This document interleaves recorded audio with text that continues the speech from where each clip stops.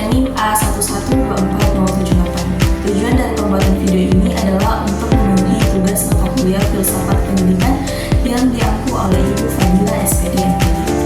Nah, dalam video ini kita akan membahas tentang pemikiran seorang tokoh besar dalam dunia filsafat pendidikan, yaitu Paulo Freire, yang dimana gagasannya ini masih sangat relevan dengan situasi atau kondisi dalam pendidikan Indonesia saat ini. Nah, jadi Paulo Freire ini adalah seorang filsuf dan pendidik asal Brasil.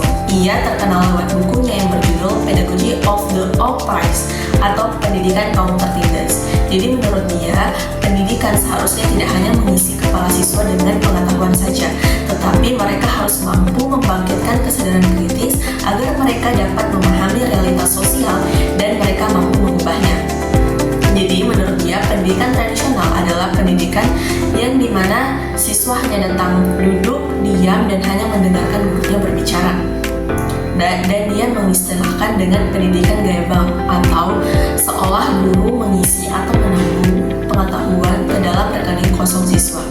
Jadi Freire ini menekankan pentingnya dialog antara guru dan siswa agar proses pendidikan bisa lebih membebaskan, bukan menindas. Dan kedua, kita akan membahas tentang bagaimana pemikiran Paulo Freire ini berkaitan dengan masalah pendidikan di Indonesia saat ini. Jadi yang pertama yaitu pendidikan di Indonesia masih bersifat satu arah.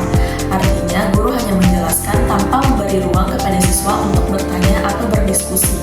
Nah, ini mirip dengan pemikiran Freire mengenai pendidikan gaya bank.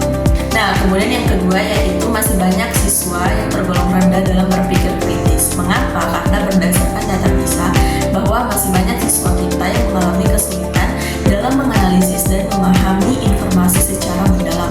Dan yang ketiga yaitu adanya kesenjangan pendidikan antara di kota dan di daerah terpencil. Nah, ini membuat siswa tidak mendapatkan pembelajaran yang bermakna dan membebaskan. Nah, semua ini menunjukkan bahwa pendekatan pendidikan kita masih butuh banyak perubahan agar pendidikan kita lebih membebaskan dan partisipatif seperti yang diinginkan oleh Paulo Freire. Nah, kemudian yang ketiga yaitu kita masuk pada contoh penerapan pemikiran Paulo Freire di Indonesia dengan beberapa aspek pendidikan saat ini.